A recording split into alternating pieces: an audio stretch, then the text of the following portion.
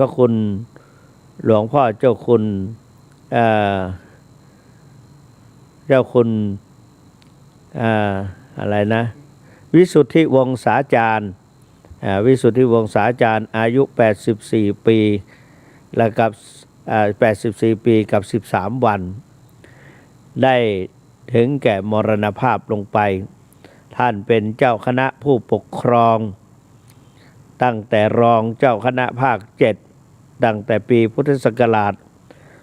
2500ประมาณ34-35นี่แหละท่านก็พอปี537-35ท่านเป็นรองเจ้าคณะภาค7พศ2535และก็537ท่านได้มาบรรยายในธรรมะเรียกว่าธรรมะ8ด้านของอปต.ท่านเน้นในเรื่องในสังคมในท่านเน้นในเรื่อง1ศีลธรรมวัฒนธรรม2สุขภาพพลานามัย3สัมมาชีพ4สันติสุข5ศึกษาสงเคราะห์6สาธารณสงเคราะห์7กตัญญูกตเวทิตาธรรมและ8สามัคคีธรรมนี่ยังจำได้อยู่นะก็เพราะว่าจำได้ว่าไปคิดถึงว่าท่านเมื่อวานนี้ไปก็เลยนั่งคิดว่าเคยได้ยินได้ฟังท่านเทศธรรมะ8ด้านที่เราควรจะไปแนะนำสอนศรัทธาประชาชนในโครงการอปต.อบรมประชาชนประจำตำบลประจำตำบลพระสงฆ์เราจะไม่อยู่นิ่งเดียวดายเพราะว่าพุทธเจ้าว่าจาระภะภิกขเวจาริกังพหุชนะหิตายะพหุสนะสุขายะโลกานุกัมปายะหิตายะสุขายะไปงั้นดังนั้นพระพุทธโฆษาจารย์วัดสามพระยาเป็นผู้ริเริ่มก่อตั้งในโครงการอบรมประชาหรือว่าเผยแผ่และว่าเผยแผ่พระพุทธศาสนาแก่ประชาชนประจำตำบลนั้นก็เจ้าคณะตำบลก็ต้องไปสอนพร้อมด้วยเจ้าอาวาสทั้งหลายต่อมาไม่กี่ปีนี้ก็เจ้าพระคุณสมเด็จพระมหาราชมังคลาจารย์ก็ต่อยอดเอาหมู่บ้านรักษาศีล5โครงการหมู่บ้านรักษาศีล5เนี่ยเอามาเทศนาสั่งสอนทำกันเป็นทีมใหญ่ทั่วประเทศนะก็จึงได้นำนึกถึงท่านไปในงานนั้นก็ไปส่งน้ำศพพระบาทสมเด็จพระเจ้าอยู่หัวทรงพระกรุณาโปรดเกล้าโปรดกระหม่อมพระราชทานน้ำสงศพหรืออาบศพแก่คณะกรรมการวัดปากน้ำต้องว่าโปรดเกล้าโปรดกระหม่อมคณะกรรมการทูลขอก็เพื่อเอามาสงน้ำสงสรีระหรือของท่านเจ้าคุณพระวิสุทธิวงศาจารย์เป็นรองสมเด็จพระราชาคณะเป็นพระเถระผู้ใหญ่เป็นรองสมเด็จพระราชาคณะชั้นหิรัญญบัตรตั้งพระบาทสมเด็จพระเจ้าอยู่หัวทรงพระกรุณาโปรดเกล้าตั้งแล้วก็จารึกลงในแผ่นเงินนะแผ่นเงินแล้วก็นี่แหละเรียกว่าหิรัญยะแปลว่าเงินในแผ่นเงินหิรัญญบัตรเนี่ย ให้อีกทีก็เป็นสุพรรณบัตรก็ท่านก็ปกครองเป็นเจ้าแล้วหลังจากที่ท่านปกครองเป็นรองเจ้าคณะภาค7ต่อจากนั้นมาไม่นานท่านก็ ได้ดำรงตำแหน่งเจ้าคณะภาค 7มาโดยตลอดครั้นเจ้าพระคุณสมเด็จพระมหาราชมังคลาจารย์ชราภาพลงไปก็ตั้งท่านเป็นเจ้าคณะใหญ่หนเหนือปกครองถึง16 จังหวัดภาคเหนือ16 จังหวัดภาคเหนือตั้งแต่จังหวัดนครสวรรค์ขึ้นมาก็เป็นนักปกครองมาโดยตลอดซึ่งว่าท่านผู้ปกครองหลักการปกครองก็เสียสละเป็นแบบอย่างท่านไปเสียสละเป็นแบบอย่างที่ดีเสียสละเป็นแบบอย่างสร้างศรัทธาท่านอะไรก็เพียบพร้อมไปหมดเพียบพร้อมความรู้ท่านก็เพียบพร้อมการแนะนำพร่ำสอนเทศนาท่านก็เพียบพร้อมไม่ขาดตกบกพร่องในด้านความด่างพร้อยเกี่ยวกับในเรื่องเงินทองบ้างอะไรบ้างต่างๆไม่มีเป็นผู้หมดจดบริสุทธิ์บริบูรณ์สมควรแก่เป็นที่กราบไหว้บูชาเทศนาของท่านก็เป็นเทศนาที่เจาะจงนะแล้วก็เป็นมีเหตุมีผลอยู่ในพระไตรปิฎกท่านไม่ได้ยก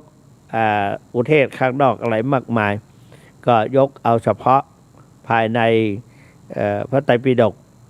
ไม่ได้ยกเอาสาธกข้างนอกมานอกจากนั้นสวดมนต์ท่านก็จำเก่งจำแม่นยำช่ำชองคล่องปากวินัยท่านก็สมบูรณ์พูนพร้อมและหลักการปกครองท่านก็ดีจึงเป็นที่ทำให้เกิดศรัทธาประสาทะของผู้ได้พบได้เห็นหลายคนพอทราบข่าวแล้วก็บ่นพูดออกปากว่าน่าเสียดายเจ้าพระคุณสมเด็จหลวงพ่อวิสุทธิวงศาจารย์ไม่น่าจะอายุเพียง84 ปีกับ13 วันองค์ยังไม่ถึง90เลยก็ว่าอย่างนั้นแต่ว่าทุกสิ่งทุกอย่างพระสัมมาสัมพุทธเจ้าตรัสว่ามันมีสาเหตุทุกสิ่งทุกอย่างก็มีสาเหตุเยธรรมาเหตุปภวาเตสังเหตุตถาคโตเตสัจจะโยนิโรโธจะเอวังวาทีมหาสมโนเพราะว่าทุกสิ่งทุกอย่างมีเหตุเป็นแดนเกิด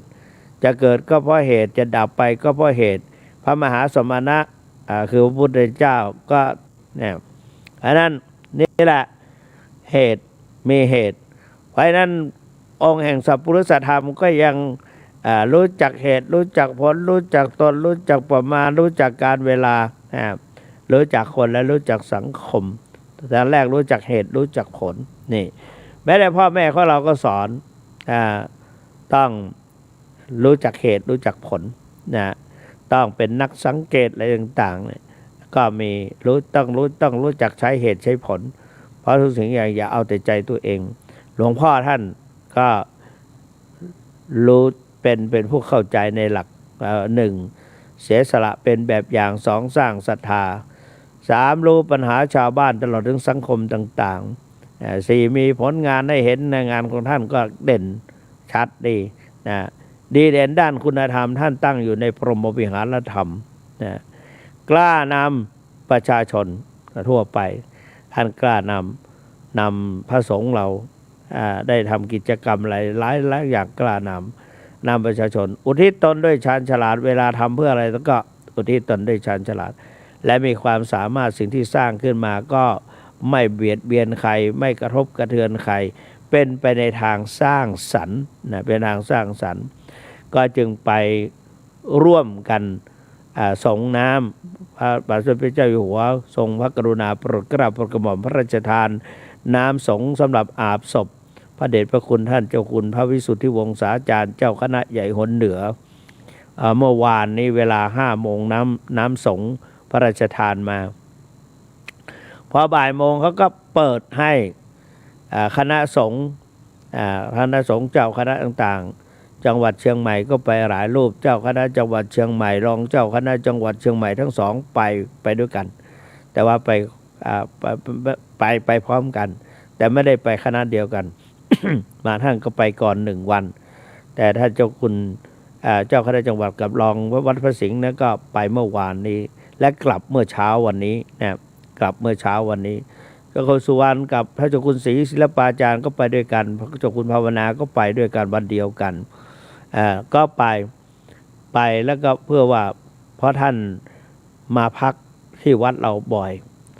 ได้รับโอวาทคำสั่งสอนคำชี้แจงแนะนำจากท่านวิสุทธิวงศาจารย์ตั้งแต่เป็นพระเทพสุธีจนจากนั้นก็เป็นพระธรรมเถรราชมหามุนีแล้วก็เป็นรองสมเด็จพระราชาคณะก็เป็นพระวิสุทธิวงศาจารย์ก็รักและเมตตาต่อพระวัดพระธาตุศรีจอมทองดังลูกของท่านท่านก็รักเหมือนลูกเหมือนเต้าเราทั้งหลายก็อยู่ในวัยลูกวัยหลานแล้วก็นับถือท่านไปก็ไปร่วมส่งน้ำก็มีคนถามว่าเจ้าคุณสุวรรณส่งน้ำศพเนี่ยนั่นจะมีความหมายยังไงก็รู้ว่าเจ้าคุณสุวรรณเป็นนักเทศน์ก็เลยออกมาส่งน้ำเสร็จเรียบร้อยวางพวงมาลาและวางมาลัยกรอะไรเรียบร้อยก็ออกมาก็บอกว่าการส่งน้ำอาบน้ำศพส่งน้ำศพนั้นก็มีคติมีมากมายหลายอย่างแล้วแต่คนจะคิดแต่ในที่นี้ขอให้ความคิดก็ไม่ใช่คิดเองคือเคยเก็บไว้จดบันทึกไว้ตั้งแต่สมัยเป็นพระแสวงปัญญาประโชโต 2517แล้วก็ว่ามาบ่อยๆเทศบ่อยๆเวลาไปเป็นโฆษกก็พูดบ่อยๆมาลาเทศก็พูดอยู่เสมอเหมือนคนตายสอนคนเป็นว่าฉันขอแบมือให้รู้ว่าตอนที่ฉันเกิดมาในตอนแรกเนี่ยฉันก็มาตัวเปล่าญาติโยมทั้งหลายเราก็มาตัวเปล่าทั้งนั้นนะไม่มีใครจะมีเสื้อไม่มีผ้าสักนิดจะปิดกายีไม่มีผ้าไม่มีผ่อนไม่มีอะไรใส่มือมาด้วยนะ นะก็เลยว่าเนี่ยแบมือให้รู้ว่าตอนที่มานะก็มามือเปล่าประการที่สองไม่ว่าชาวบ้านก็ตามชาววัดก็ตาม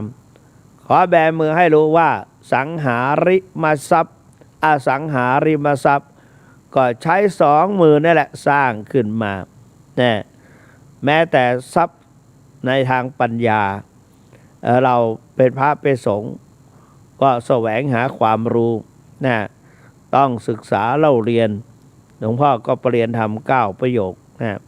เราก็ศึกษาเล่าเรียนก็ใช้สองมือนั่นแหละสร้างมันขึ้นมานะทั้งสังหาริมทรัพย์อสังหาริมทรัพย์พระสงฆ์ก็ไปช่วยสร้างโน่นสร้างนี่หลวงพ่อวิสุทธิวงศาจารย์ก็ไปสร้างวัดท่าจัดขึ้นที่อำเภอสองพี่น้องจังหวัดสุพรรณก็นิมนต์เวลาวันเกิดก็นิมนต์พวกเราไปเสมอนะ แล้วไปเห็นผลงานของท่านแล้วก็มีโอกาสได้ช่วยท่านนะบางท่านบางปีบางอะไรท่านก็พูดให้ฟังหลวงพ่อทองก็ช่วยมากมายหลายอย่างเจ้าคุณสุวรรณก็ช่วยนะดูเหมือนว่าสร้างอะไรพระพุทธรูปมั้งนะ70,000 กว่าบาทก็ช่วยท่านสมัยนั้นตอนที่ท่านยังมีชีวิตอยู่ก็ไปร่วมกับท่านนี่แหละสังหาริมทรัพย์ก็สร้างด้วยมือเนี่ยประการที่สามมีพระสงฆ์มีท่านเป็นครูสอนบาลีด้วยเป็นเรียกว่าเป็นหัวหน้าอบรมพระอุปชฌาย์ด้วยดูแลทางคณะผู้อบรมพระอุปชฌาย์ก็บอกว่าเป็นแม่บ้านให้ท่านเจ้าคุณวิสุทธิวงศาจารย์เป็นแม่บ้านก็คือดูแลทั้งอาหารการกินอะไรต่างๆเป็นผู้สงเคราะห์เนี่ย เจ้าคุณสุวรรณก็ได้ไปอบรมตั้งแต่เป็นพระครูอาทรสุวรรณโมลีท่านแนะนำให้ไปอบรมท่านก็แนะนำอบรมก็อบรมนอกจากนั้นท่านก็เป็นที่ปรึกษาแม่กองบาลีสนามหลวงนะแล้วก็เป็นมหาเถรสมาคมเพราะนั้นท่านบอกว่าคนที่มาเยอะแยะเนี่ยฉันก็ใช้สองมือเนี่ยบำเพ็ญประโยชน์เพื่อสังคมอย่างน้อยก็เป็นครูสอน บาลีประโยค7ด้วยและประโยคปท9ด้วยท่านสอนท่านสอนหนังสือบาลีที่วัดสามพระยาในวัดปากน้ำท่านก็เป็นครูใหญ่สำนักวัดปากน้ำอันนั้นกันเนี่ยแหละคนก็จบไปเยอะแยะแล้วนอกจากนั้นก็ผู้ที่เรียนพระสงฆ์ทั้งหลายทั่วพระราชอาณาจักรก็ผ่านมือท่านมาท่านสอนทั้งประโยคปท7และประโยคปท9เนี่ย สมัยก่อนท่านเจ้าคุณสุวรรณเมธีก็ไปเรียนประโยคปท7ดูเหมือนว่าได้เข้าไปนั่งร่วมชั้นท่านวันหนึ่งเพราะว่าไปไม่นานไป2-3 วันก็เลยท่านก็บอกว่าไปดูที่วันนี้ผมสอนท่านพระครูไปดูที่แล้วก็เลยไปนั่งฟังคนอื่นแปล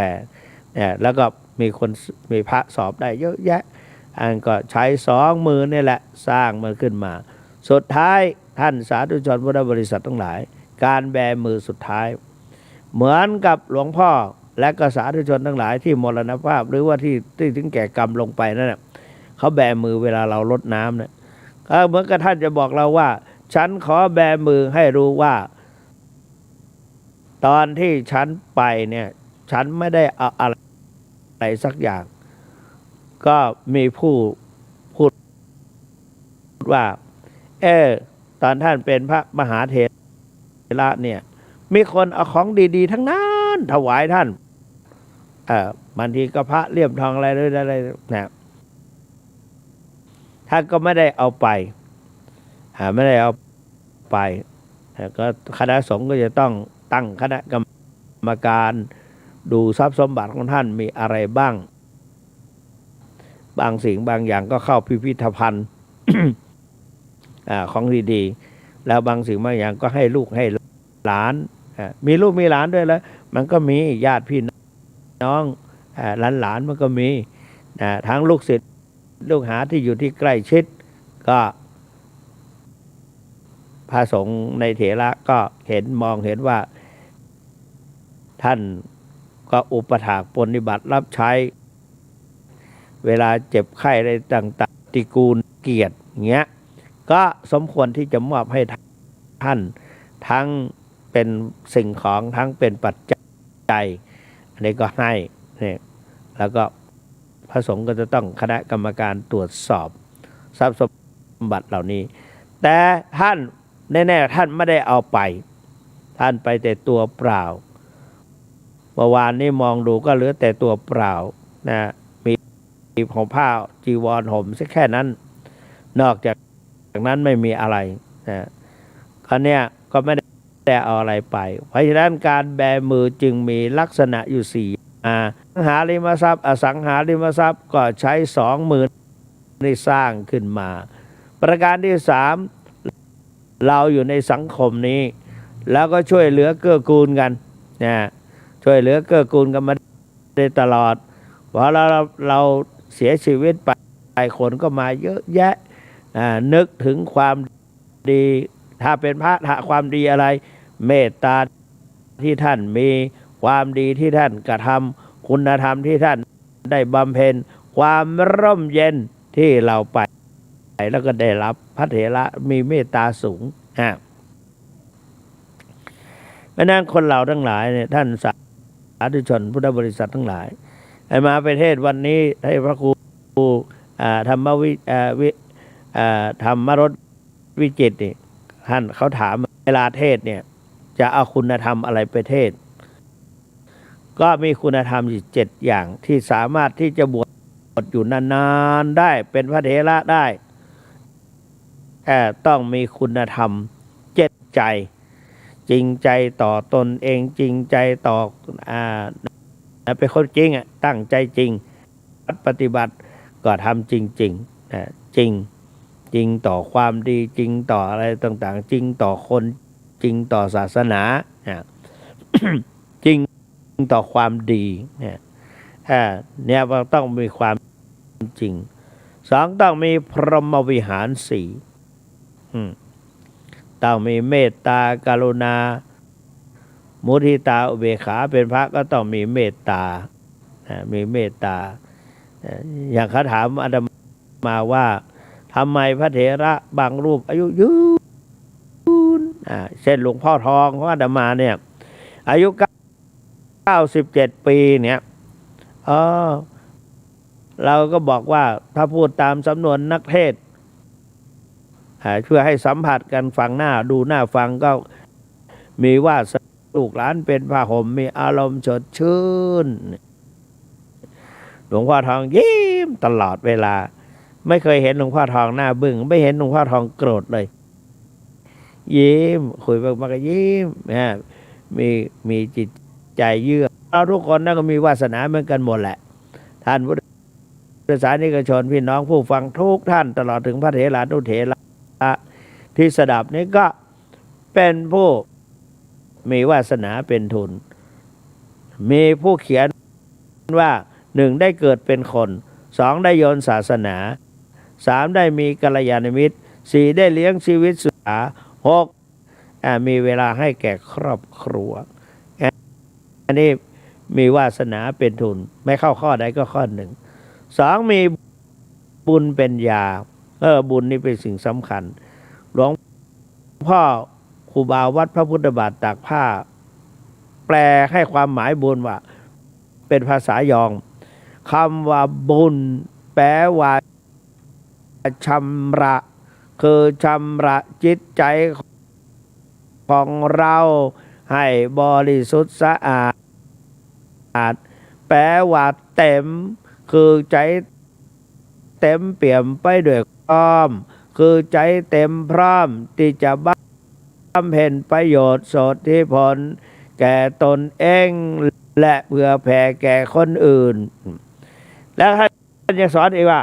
เวลาได้ทำบุญแล้วก็อย่าได้ปังนี่กับความประสงค์ในทางพระพุทธศาสนาทักทาจักปรารถนาแล้วก็จงปรารถนาเอาแต่เพียงพันนิพพานสิ่งเดียวเท่านั้นนั่นแหละจึงจะเป็นการดีมิน่าล่ะทางเหนือเวลาทำบุญแล้ว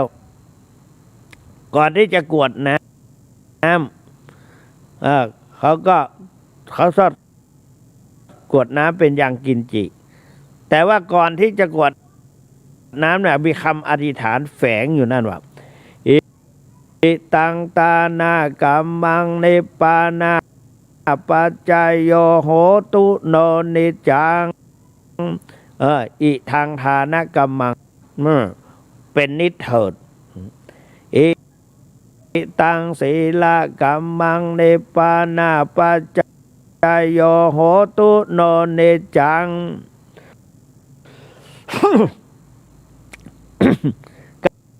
การรักษาศีลก็เพื่อหวังเอาพระนิพพานนั่นแหละนะเป็นแน่เป็นแน่นอินาปัจจายโยโหตุโนเนจังแม้ว่าภาวนาใหม่บุญสำเร็จเกิดจากภาวนาก็ต้องการพระวินัยเพราะฉะนั้นเราไม่เจ็บไม่ไข้ไม่ปราศจากอุปสรรคภัยพิบัติอันตรายพยานอันตรายไปต่างๆก็เพราะบุญนักปราชญ์ท่านจึงพูดว่าบุญเป็นเงาเฝ้าตามติดบุญเป็นมิตรในทุกที่คอยช่วยเหลือเอื้ออารีห่างราคิสาบุญนำพาพบสุขสดใสเมื่อชีพรับดับจิตตายบุญส่งให้วิวัฒน์สวัสดีแม้วันนี้ไปเทศเขาก็ทำบุญให้หลวงพ่ออีกหลวงพ่อวิสุทธิวงศาจารย์ก็มีคนทำบุญเยอะนะทรงในพระบรมราชานุเคราะห์รับเป็นเจ้าภาพเป็นของเนี่ยว่าไม่ถูกก็ต้องขออภัยด้วย7 วัน7 วันทำบุญถวายท่านเพื่อสงเคราะห์พระสงฆ์เป็นจะถวายเป็นอันเนี้ยเป็นบางวันก็7 วันนี่เพราะนั้นน่ะปุญญานิปรโลกสมิงปฏิดาโหนติปานินังเพราะว่าท่านเจ้าคุณพระวิสุทธิวงศาหลวงพ่อเจ้าคุณพระวิสุทธิวงศาจารย์ อุทิศตนให้กับพระศาสนาให้กับชาติบ้านเมืองมาโดยตลอด เมื่อท่านไปสู่ปรโลกก็น่าจะมีรางวัลอะไรให้ ก็เลยทำบุญให้ลูกศิษย์ลูกหาก็ทำบุญให้เจ้าประคุณสมเด็จการปกครองก็ได้แก่รองเจ้าอาวาสวัดปากน้ำก็คือพระเดชพระคุณหลวงพ่อเจ้าคุณพระวิสุทธิวงศาจารย์ก็ทำบุญให้จะทำบุญให้100 วันเนี่ยนะให้100 วันประกาศไปแล้วทำบุญให้เรียบร้อย7 วันเพราะวันนี้เป็นการให้กำลังใจท่านไปเพราะว่าปุญญานี้ปรโลกไม่บิณฑบาตไม่มีใครใส่บิณฑบาตไม่มีอาชีพต่างๆไม่มีไปซื้อไปขายไม่มีขอกันก็ไม่มีใครให้ล้วนแล้วแต่บุญเพราะนั้นบุญนั้นเมื่อชีพรับดับจิตตายบุญส่งให้วิวัฒสวัสดีก็ไม่ตกอับก็ตนเองเกิดขึ้นนั่นก็จะได้มีกินมีใช้อันนี้ก็ล้วนแล้วแต่บุญแล้วท่านทั้งหลายก็จึงนิยมนำบุญเข้าสู่ในตัวในตนของเราทางทวารทั้ง6บุญฟังเข้าทางหูบุญดูเข้าทางตาบุญเทศนาเข้าทางปากบุญอุปถากเข้าทางร่างกายบุญให้เข้าทางมือบุญยึดบุญถือเข้าทางจิตใจเนี่ยบุญเรียกว่าปุญญานิปรโลกสมิงบุญเป็นที่พึ่งของสัตว์โลกผู้ไปสู่ข้างหน้านี่เพราะนั้นไม่ได้เทศงานใหญ่แล้วก็พอดีไปเทศที่วัดวังลุงวันนี้ก็ไปเทศคนเราทั้งหลายนั้นท่านทำไมจึงจบชั้นสูงประโยค9บางทีอย่างอหิงสกะเป็นคนดีของพ่อแม่แล้วก็ได้ถูกทำนายว่าเกิดในฤกษ์ดาวโจรก็ไม่อยากให้ไปคบค้าสมาคมกับใครอาจจะเพราะว่าพอถึงคราวหนึ่งพ่อแม่ก็การศึกษานี่เป็นสิ่งสำคัญก็จึงส่งอหิงสกะ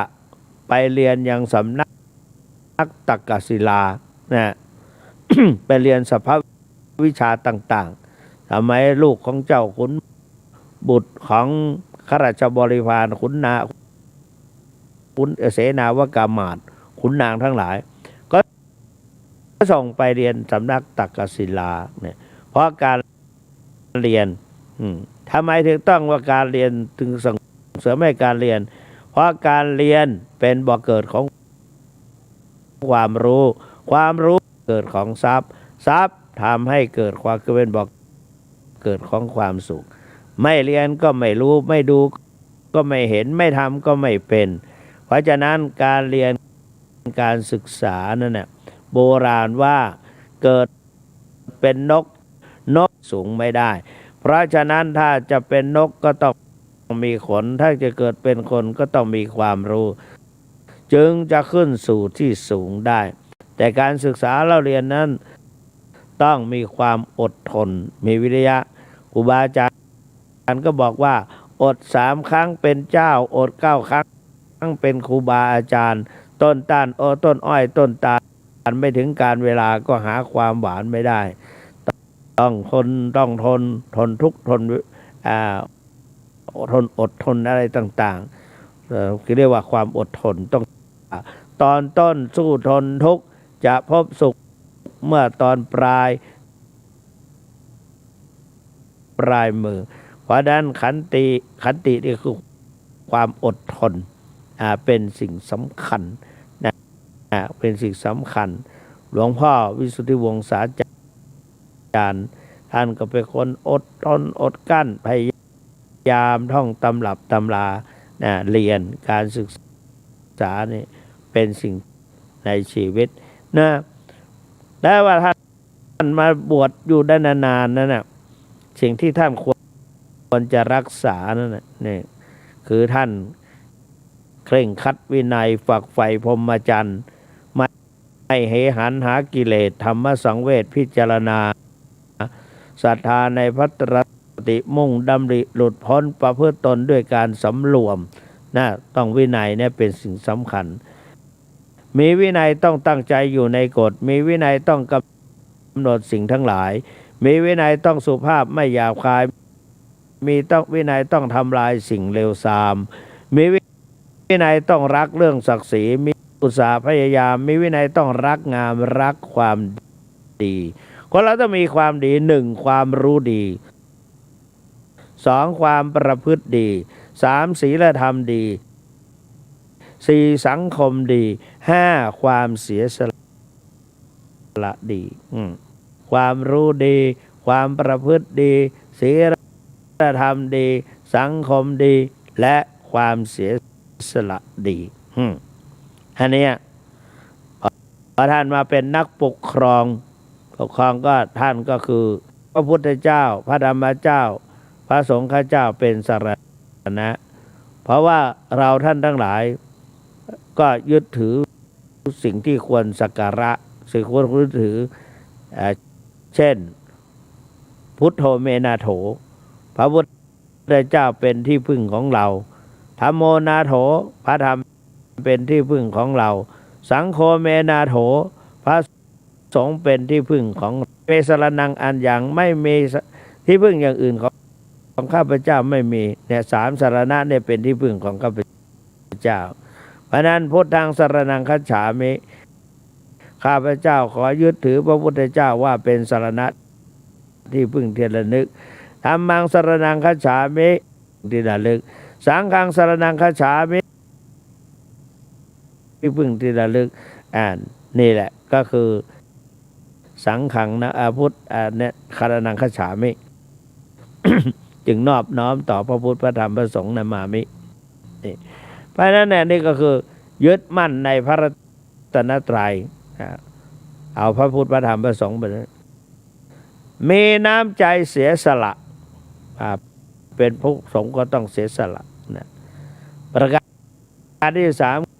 สี่สุจริตสมเป็นสงฆ์ห้าดำรงอยู่ในพุทธบัญญัติหกไม่คิดขัดพระวินัยเจ็ดฝักใฝ่ในกุศลห้ามุ่งผลเพื่อพระศาสนาแล้วก็หกใช้เวลาเป็นธรรมทานแปดประกอบคือสุดจะยึดมั่นในพระรัตนตรัยมีน้ำใจเสียสละช่วยเตือนพระผู้ประพฤติผิดสุจริตสมเป็นสงฆ์ดำรงพุทธบัญญัติไม่คิดขัดพระวินัยฝักใฝ่การกุศลมุ่งผลเพื่อปรองต้องมีนะทีนี้ต่อมาอีกก็ในฐานะก็ต้องรู้มันต้องไม่รู้จักหลักสามหลักหนึ่งหลักการครองตัวเองสองหลักการครองคนสามหลักการครองงานหลักการครองตนนั่นก็คือต้องคนเราเนี่ยต้องมีสติตั้งขึ้นเยอะๆต้องมีสติเยอะๆนักปราชญ์สมัยก่อนได้ประพันธ์ไว้ว่าฮิริโอตปะสัมปันนาสุขธรรมาสมาหิตาสันโตสัพพุริโสเทอโลเกเทวธรรมาติวุจเจเรเนี่ย เพราะนั้นต้องมีสติสัมปชัญญะเนี่ยนี่แหละต้องครองตนไม่ให้เพื่อให้ไม่ให้ผิดพลาดนี่แหละการครองตนไม่ให้ผิดพลาดก็ต้องมีสติเขาเขียนไว้เพราะนะสติมาปัญญาเกิดสติเตลิดจะเกิดปัญหาสติมาปัญหาหายสติตายโชคร้ายแน่นอน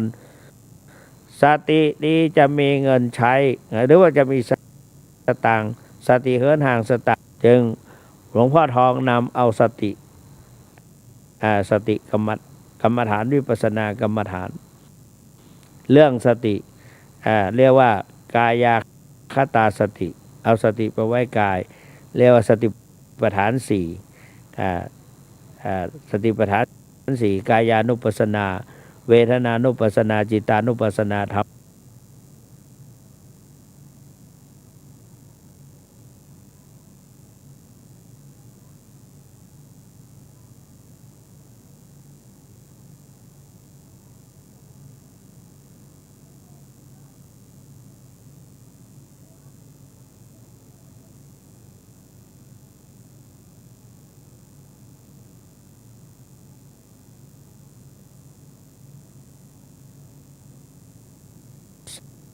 หลักการครองงานครองงานก็คือเอาใจใส่ต่อหน้าที่ทำความดีไม่ท้อถอยไม่ปล่อยเวลาให้ว่างสิ่งมุ่งหวังคือความสำเร็จงานเสร็จคือเป้าหมายสิ่งชั่วร้ายให้ห่างไกลฝึกใจให้ทนพอไม่ย่อท้อต่อคำตำหนิดำริสร้างสรรค์ยึดมั่นอุดมการณ์นี่หลักการครองงานเอาใจใส่ต่อหน้าที่มีก็มีหน้าชูราศีหน้าตาดีแต่ขี้เกียจคนเหยียดหยามหน้าที่นั้นสำคัญกว่าคนหน้างามหน้าตาดีหน้าที่สามไม่งามหน้าที่มีสองอย่างคือหนึ่งเป็นไปโดยธรรมชาติสองโดยการแต่งตั้งอย่างพวกเราทั้งหลายได้รับแต่งตั้งอะไรต่างๆเป็นหน้าที่ที่สองหน้าที่ที่หนึ่งก็คือความเป็นพ่อเป็นแม่เป็นลูกเป็นหลานเป็นลูกเป็นบุตรเป็นธิดาไม่มีใครมาประกาศขอประกาศเจ้าคุณพระสุวรรณเมธีเป็นลูกของพ่อนานอินถาแม่ธิดานวลใจไม่มีใครประกาศถึงใครไม่ประกาศเราก็เป็นลูกโยมพ่อถาพ่อหนานถาแม่ธิดาไม่ต้องมาประกาศว่าเราเป็นลูกพ่อถาแม่ดาพ่อถาแม่ดาก็คือก็เป็นลูกของท่านนี่นั่นน่ะท่านก็เลี้ยงสักกอมเกี้ยงเลี้ยงดูเรามาเพราะนั้นเป็นลูกนอกจากนั้นก็นี่แหละคือเป็นหน้าที่โดยเราต้องประทำหน้าที่ของเราเนี่ยถนอมน้ำใจเยื่อใยน้ำคำจดจำน้ำมือยึดถือน้ำท่านให้ชีวิตและกายาเวลาจะกินก็ป้อนยามนอนก็กล่อมยามเจ็บก็รักษามีปัญหาก็เป็นที่พึ่งได้เนี่ย เพราะว่าพ่อแม่นั้นพอรู้ว่าลูกเข้ามาสู่ท้อง จะมีลักษณะอยู่กี่ข้อไม่รู้นะเดี๋ยวจะว่าให้ฟังอุ้มไม่หนักเหนื่อยไม่พักรักไม่ลวงห่วงไม่เลิกเบิกไม่คิดผิดไม่แค้นตายแทนลูกได้อุ้มไม่หนักคือไม่หนักทั้งกายไม่หนักทั้งภาระเหนื่อยทำอะไรก็ไม่หยุดเหนื่อยอุ้มไม่พักเป็นความรักที่บริสุทธิ์ไม่ลวงไม่เจอด้วยราคะตัณหานะห่วงไม่เลิกโอ้ห่วงลูกเราไปที่ไหนเนี่ยคนที่ไม่สบายใจกินไม่ได้นอนไม่ลงก็คือพ่อแม่เมื่อก่อนตอนที่สึนามิเกิดขึ้นที่จังหวัดภาคใต้ทางอาศัยอาจารย์มหาวัฒนาใช้ผมไม่ลืมไปแล้วท่านมาชวนบอกว่าถ้าเจ้าตอนนั้นเป็นพระครูอยู่เป็นพระครูอาจจะเป็นพระครูอยู่ก็ได้หรือเป็นพระเจ้าคุณนี่แหละไอ้เจ้าคุณอยากไปช่วยซับไปปักใต้เลยอยากไปเครื่องบินของคุมไปช่วยเหลือเกื้อกูลก็คนที่ห่วงเราก็คือพ่อคุณแม่เราก็เลยลาพ่อลาแม่โยมพ่อพูดว่ากึดพอดีๆเนอะตอนไปปินโตปินตินปีกมาเหลือหยุดกระดูกหอบ ผ้านิดเดียวอยู่ในกระดูกอยู่ในห่อผ้านิดเดียวปากใต้ตอนนั้นก็รู้อยู่นะแต่เรายังไปอยู่ก็ตั้งใจจะไปที่จริงก็ไม่มีอะไรแต่ว่าห่วงไม่เลิกพ่อแม่ห่วงลูกยอมให้เราก็เป็นคนกตัญญูกตเวทีสิ่งใดที่จะสร้างให้ท่านหนักอกหนักใจแล้วก็อย่าไปทำก็บอกว่าถ้าอย่างนั้นจะหันไปท่องสวดมนต์อย่างนั้นอย่างนี้ท่านก็ดีใจเราก็แลกกับการไปโน่นได้บุญอย่างนั้นกลับมานี่เราก็มาท่องอะไรต่างๆให้ท่านเห็นเป็นรูปประธรรมขึ้นมาแน่ท่านก็ดีใจว่าเราเนี่ยนะห่วงไม่เลิกเบิกไม่คิดก็ส่งเสียลูกเรียนผิดไม่แค้นตายแทนเพื่อลูกได้นะอันเนี้ยเพราะฉะนั้นพ่อแม่เป็นห่วงลูกแล้วก็ท่านมาพูดถึงตรงนี้ก็พูดถึงเรื่องพระเดชพระคุณท่านเป็นผู้มีความตื่นตัวตื่นใจเป็นนักปกครองแต่ต้องออกเจริญรอยตามพระจริยวัตรของพระบาทสมเด็จพระเจ้าอยู่หัวรัชกาลที่5เสวยแล้วเสด็จเสวยแล้วเสด็จนะพระหลวงก็ต้องออกที่พระต้องจาริกไปในที่ต่างๆโดยไม่กลัวต่อความยากลำบากนะไปต้องไปไม่อยู่แต่ในห้องไม่อยู่แต่ในห้อง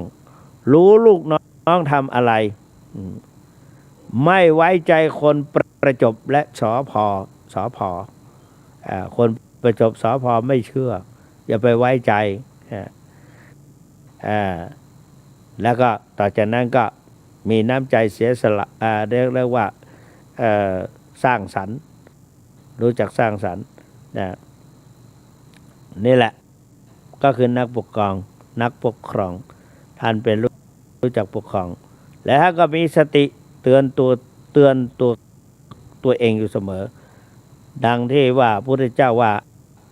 อัตนาโจทยัตตานังจงเตือนตนด้วยตนเองเพราะคนเรานั้นมีอายุเยอะขึ้นไปแล้วก็ไม่อยากให้ก็ไม่มีใครกล้ามาเตือนเพราะเรียกว่าคนแก่แล้วดัดยากตนเองสอนตนเองพระพุทธเจ้าว่าอัตนาโจทยัตตานังจงเตือนตนด้วยตนเองปฏิมังเสตมัตนาจงพิจารณาตนด้วยตนเองอัตนางโอวัทติหรือว่าโอวัทยะสอนตนเตือนตนของตนให้พ้นผิดตนเตือนจิตตนได้ใครจะเหมือนตนเตือนตนไม่ได้ใครจะเตือนอย่าแช่เชือนลืมเลือนเตือนตัวเองเนี่ยเพราะนั้นคนเราทั้งหลายก็เป็นไปตามไตรลักษณ์เป็นอนิจจังทุกขังอนัตตาในสวดไตรลักษณ์ก็ว่าสัพเพสังขาราอนิจจาติสัพเพสังขาราทุกขาติสัพเพธัมมาอนัตตาติยะธาปัญญายะปัสสติอาถานิพินทติทุเขเอสมะโควิสุทธิยาตอนนั้นของพ่อพุทธทาสเคยเขียนว่ากฎของไตรลักษณ์เนี่ยว่าอนิจจังทั้งนั้นไม่ทันคิดพอเห็นฤทธิ์อนิจจังลงนั่งเหงาว่าโอ้อกอกของเรา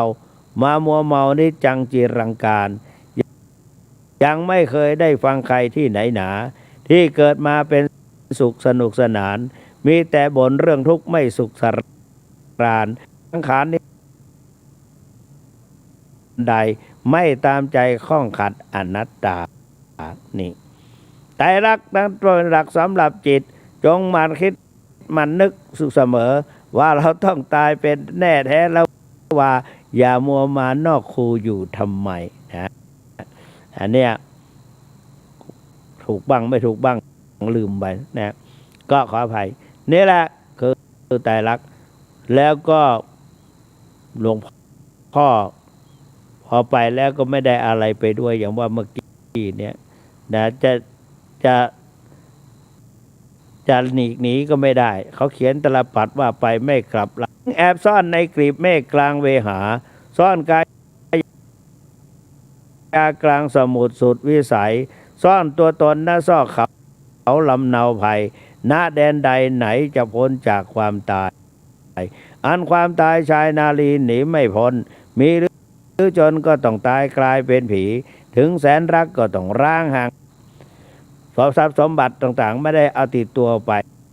เนี่ยอันทรัพย์สินถิ่นฐานทั้งบ้านช่องอีกเงินดองไร่นามหาศาลเป็นสมบัติส่วนตัวได้ชั่วการจะต้องผ่านจากกันเมื่อวันตายเพราะนั้นไม่ได้อะไรไปเลยได้แต่ต้นทุนบุญกุศลนั้นเพราะฉะนั้นท่านสาธุชนทั้งหลายหลวงพ่อทองพูดอยู่เสมอว่าวิปัสสนากรรมฐานนั่นแหละทานศีลเราก็ให้